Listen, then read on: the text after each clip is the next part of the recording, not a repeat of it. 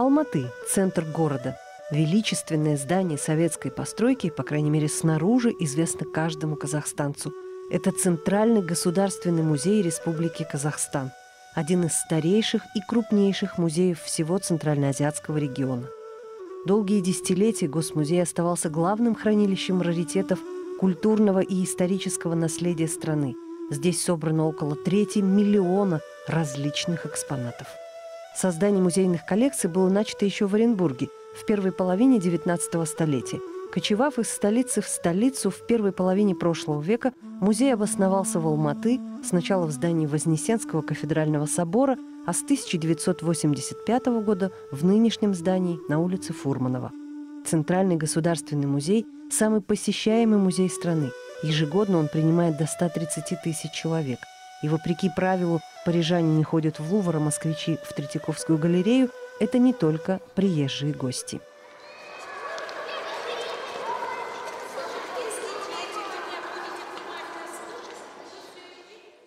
Что же спешат увидеть посетители музея?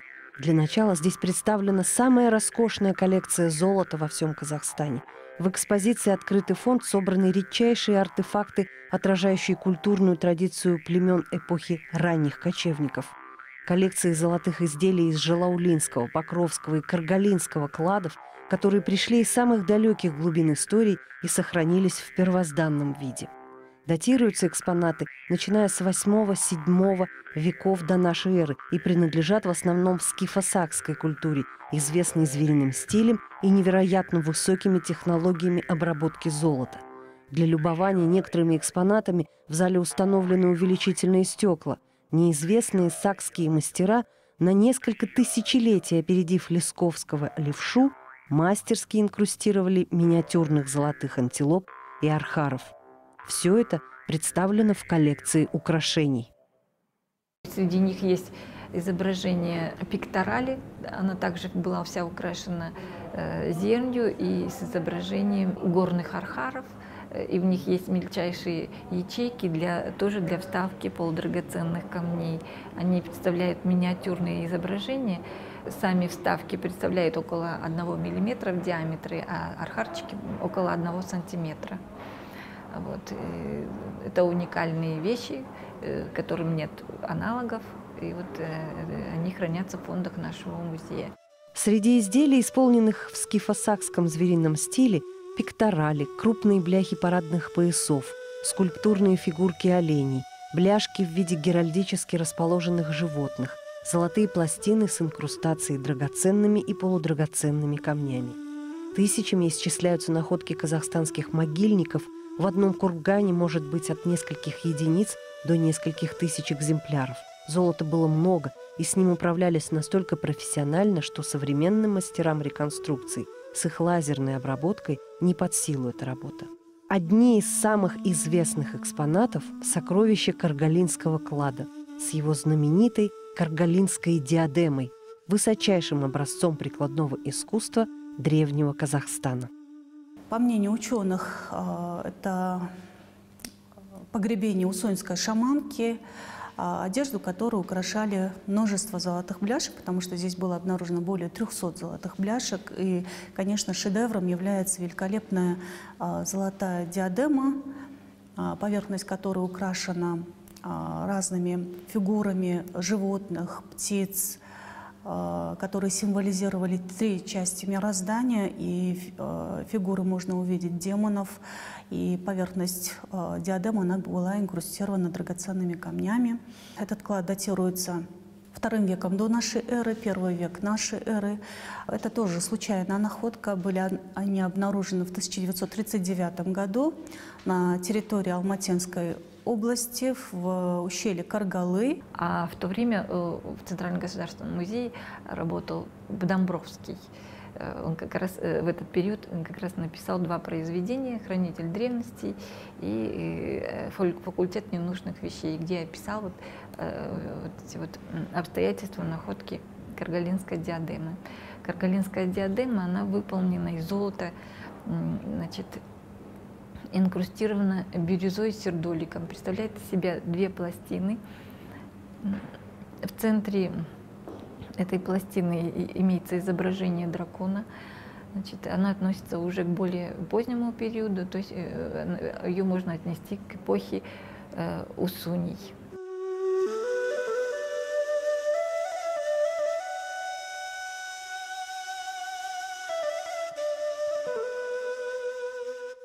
В Центральном государственном музее собрано золото саков со всего Казахстана, Семиречья, Приуралья, сокровища Восточного Казахстана, где в высокогорной долине Челикты были сосредоточены царские курганы Центрального Казахстана.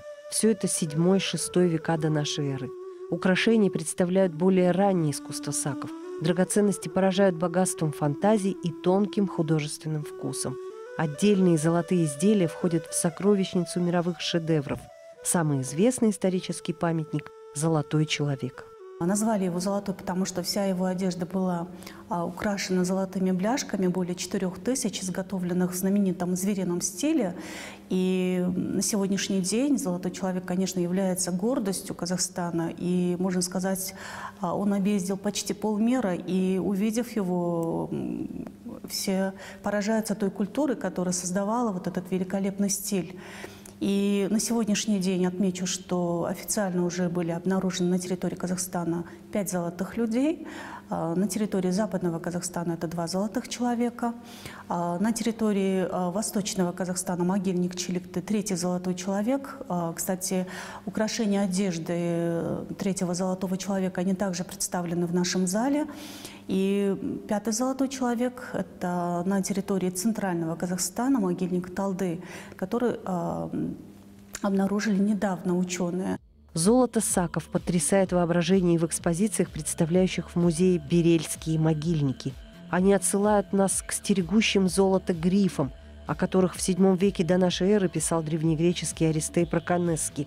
На него, в свою очередь, позже ссылался отец истории Геродот. Речь идет о древних народах, населявших Алтай, Пазырыкскую долину и территории Восточного Казахстана. Здесь, в Катон-Карагайском районе, обнаружены многоярусные могильники и первые антропологические находки Казахстана. Берельский некрополь – уникальный исторический памятник Казахстана. Захоронения мужчины и женщины, лошадей сохранились до нас через тысячелетия, демонстрируя также высочайшее владение предками техникой бальзамирования. Золотом украшены конские сбруи, маски, в могильнике обнаружены золотые украшения и предметы обихода. Так сопровождать в иной мир могли только царских особ. Редкий памятник древней цивилизации, некрополь кочевой аристократии Берель, содержит и более ценные, чем золото, органические находки. Под руководством археолога Самашева был найден вот этот Берель. Там вот найдены мужчина, женщина. Там все материалы были в хорошей сохранности. Там череп женщины был под плохой сохранности, невозможно было восстановить антропологический бюст, а мужчину вот по черепу восстановили антропологический бюст. Это 4 и 2 век до нашей эры. В антропологическом типе у мужчин преобладают европейные черты, но в то же время есть монголоидные элементы.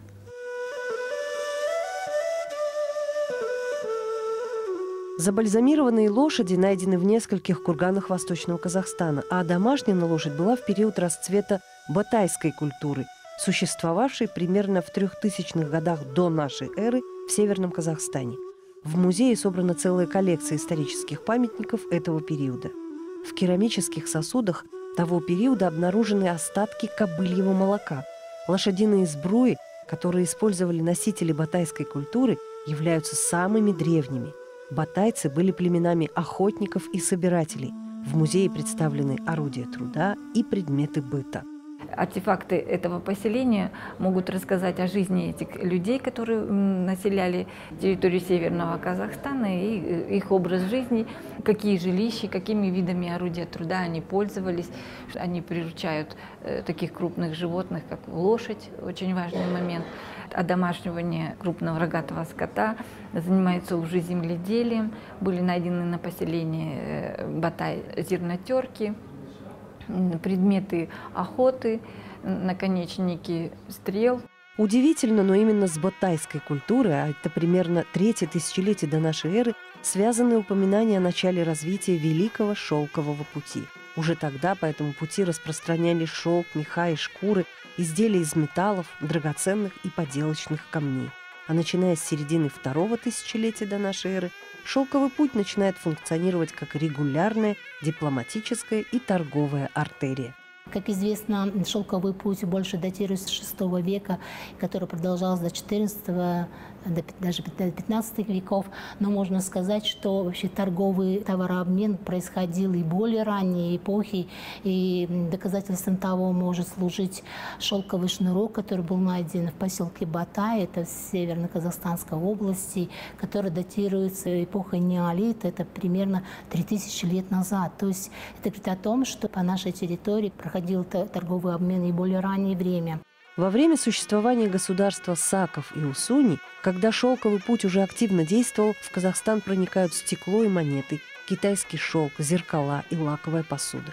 В начале и середине новой эры путь становится более оживленным. Богатые тюркские каганы и их окружение стали крупными потребителями заморских товаров. Вот в таких доспехах тюрки охраняли караван-сараи, получая взамен дорогие шелка, украшения из нефрита и фарфоровую посуду. Через шелковый путь распространялись различные виды искусства, музыка, танцы, а также и религия. Вы знаете, что в Казахстане и манихейство, и буддизм, и христианство, и последняя религия, которая стала, в принципе, основательной религией, это ислам. То есть через вот такой обмен между народами, товарами, в том числе предметами, ну и как бы духовной культуры, он действительно, конечно, оставил глубокий след. А это посуда, что называется, отечественного производителя. В Центральном госмузее собрана большая коллекция предметов бронзового века. На территории Казахстана в эту эпоху активно добывались и обрабатывались металлы, появились носители новых культур.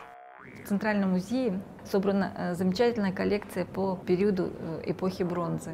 При раскопках поселений найдены целые медиплавильные заводы, значит, где соблюдался весь технологический процесс, и в результате этого процесса люди эпохи бронзы получали металл.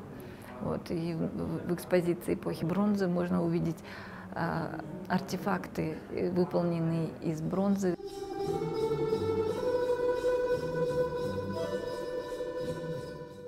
И все же среди множества экспонатов центральное место в музее отводится юрте. Отдельный мир за войлочными стенами, непревзойденный образец мобильной архитектуры номадов. Простое, как все гениальное, легкое переносное жилище олицетворяет гармонию с собой, гармонию с природой.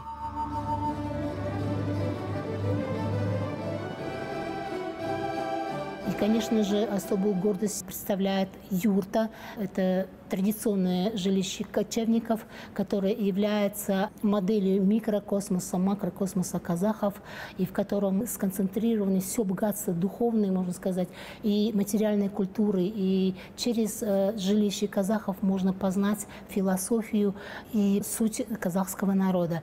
Это является большим и уникальным вкладом вообще в мировую культуру, потому что юрта, как мобильное и подвижное жилище, которое было в принципе, придумано человечеством, как-то мы с особой гордостью заявляем, что мы внесли таким образом вклад в мировую сокровищницу вообще шедевров, предметов культуры и истории, потому что она до сих пор является непревзойденным образцом вообще жилища.